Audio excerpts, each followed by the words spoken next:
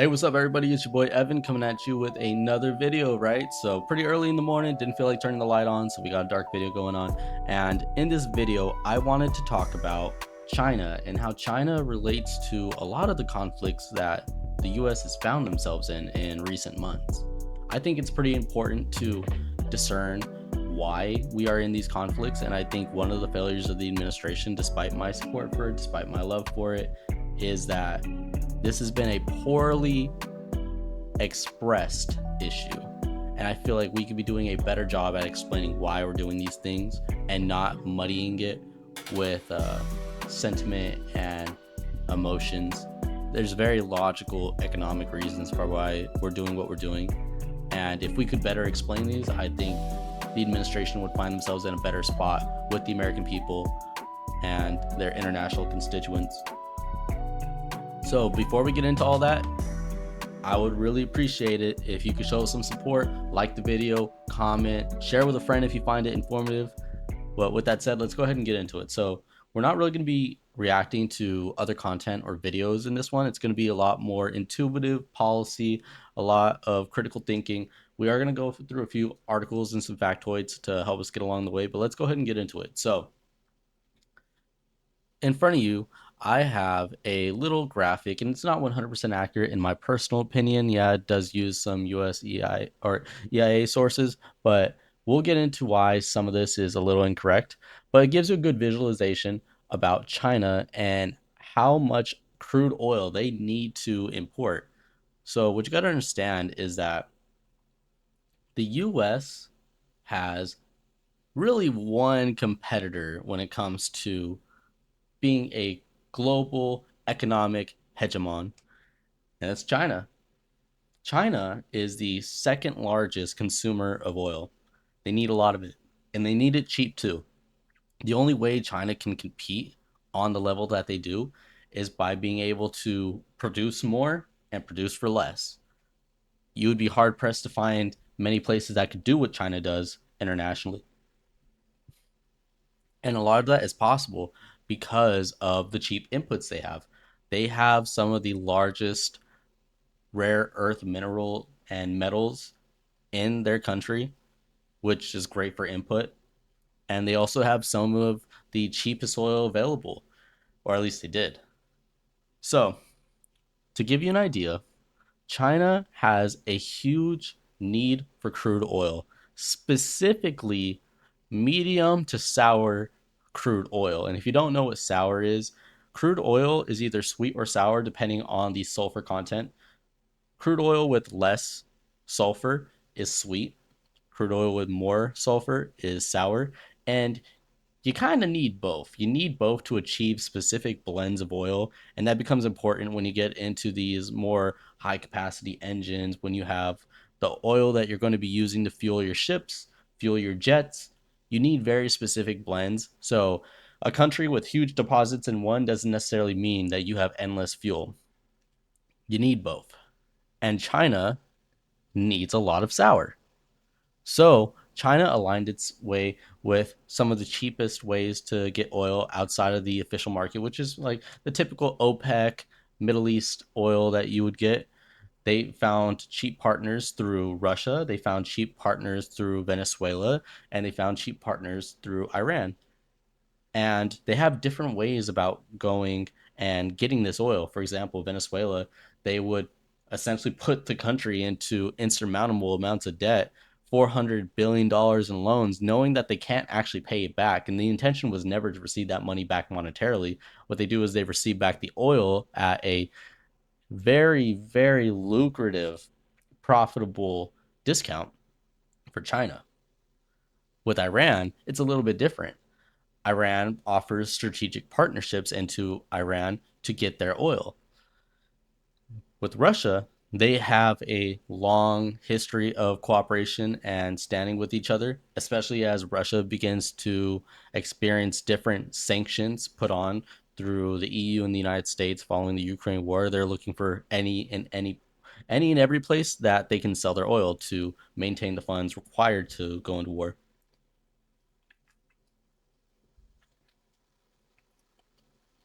Now that you have an idea of the oil demand that China has, I want to go ahead and get into why this relates into our most recent conflicts, right? And why I feel like the administration is kind of failing at explaining these conflicts. For one, Venezuela. At first, we talked about this as being a fentanyl issue, right? Venezuela is allowing their drugs and cartels to get into the United States, and yeah, that did exist, but there are other places with larger cartels, larger drug flows, bringing these lethal narcotics into the U.S. that we could have gone after. We didn't go after those though, and the reason being is because it was never really about the drugs. I mean, the stopping what few drugs do come out of Venezuela into the U.S. is great. That is always a plus. It's not really a reason that you go and snatch up a leader of a foreign country. It's not really a reason why you so closely follow that country's transition into a new power either. No, it's the oil. Now, this map was created following the Venezuelan regime change, I guess you could call it. Are we calling it a regime change? Maybe.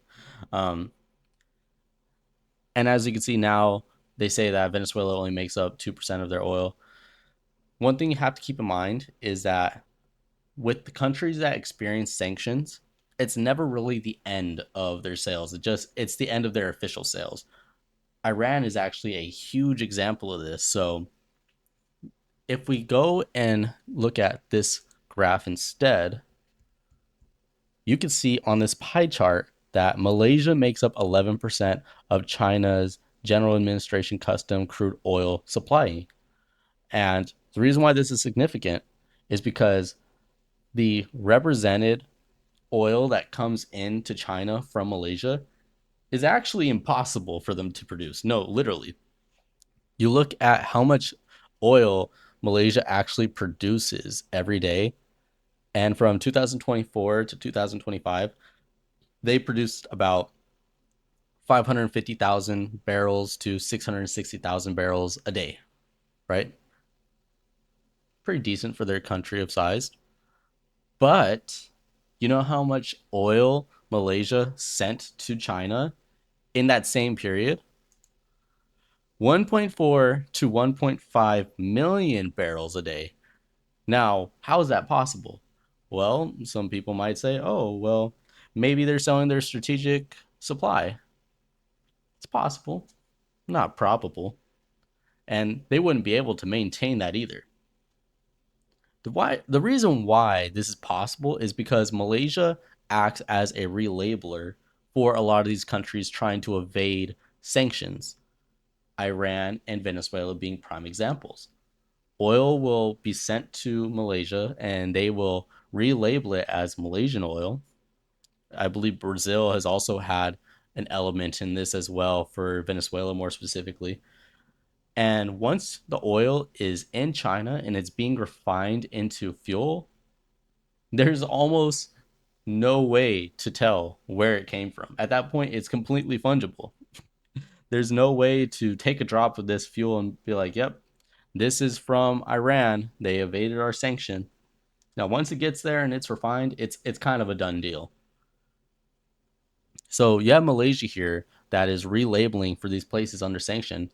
So that goes to show you why we can't just keep slapping on sanctions and hoping it works. There's a lot of dark supply chains that are working to actively avoid it. You have ships that are mislabeled by countries, like they represent themselves as a different nation than they actually are.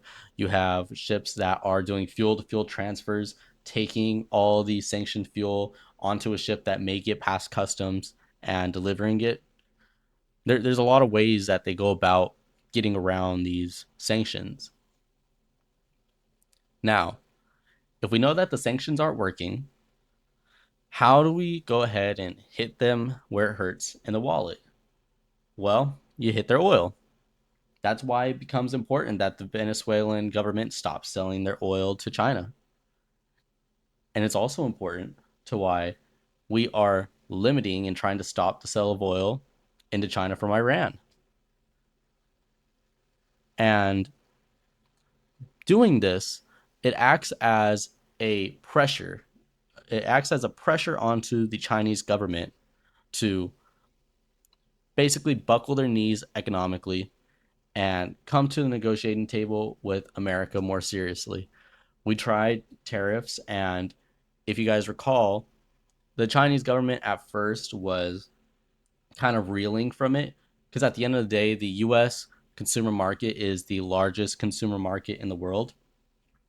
Even if the importers are paying for the tariff, China loses a lot of surplus. And in the loss of that surplus, they lose their margins as well.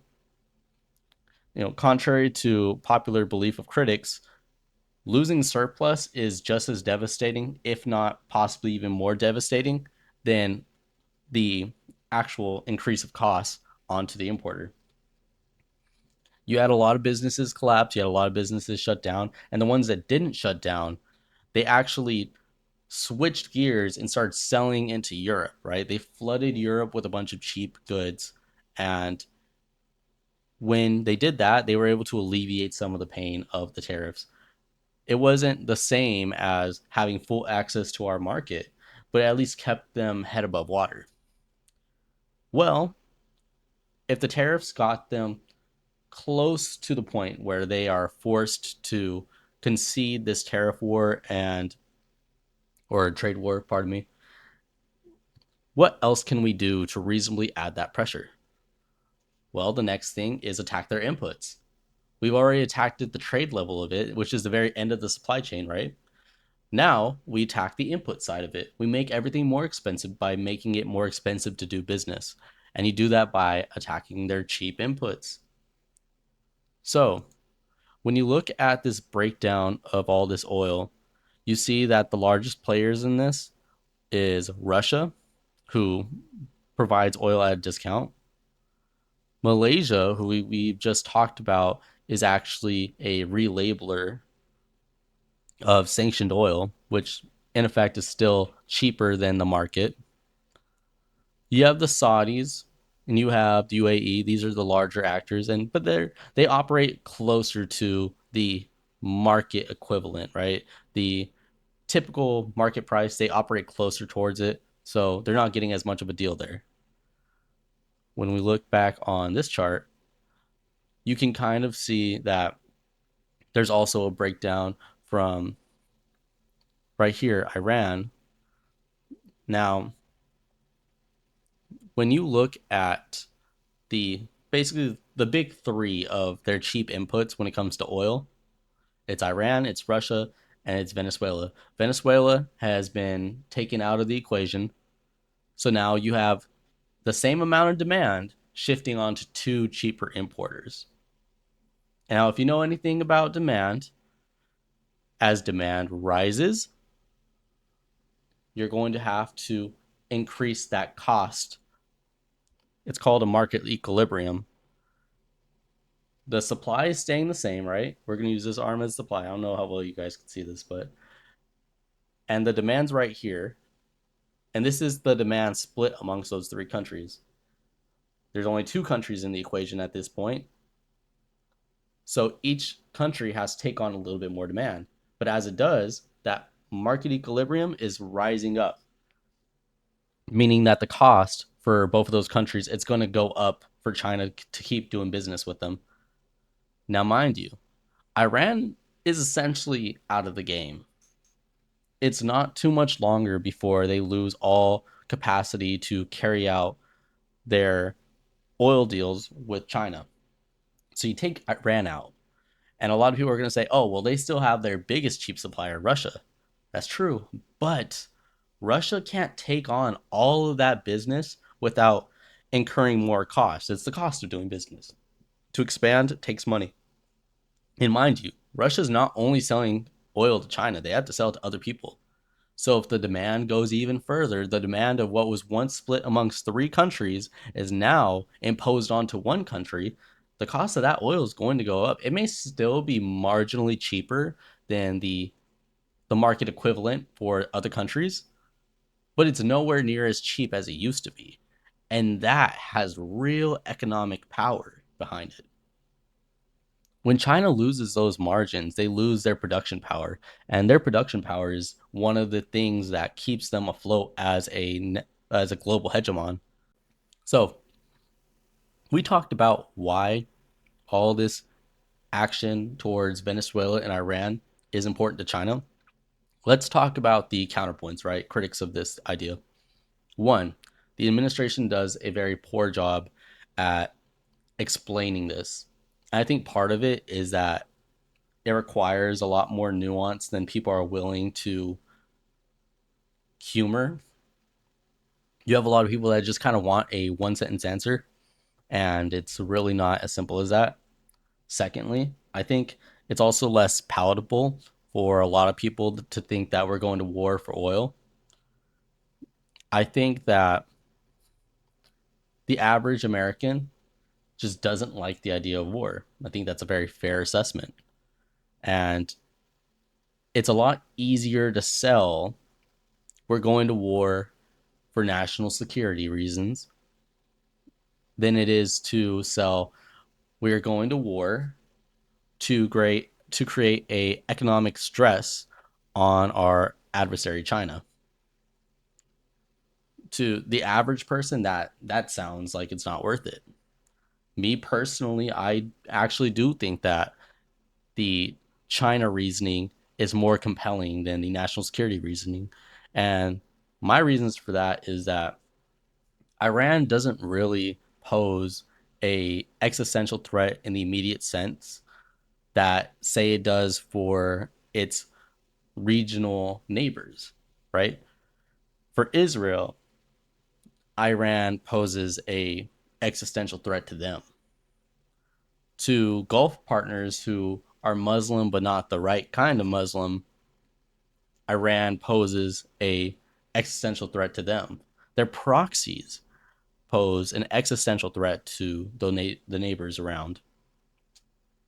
I think that is a very logically sound reason for them to be in the conflict. For the US, we're really not under the same umbrella of existentialism as them.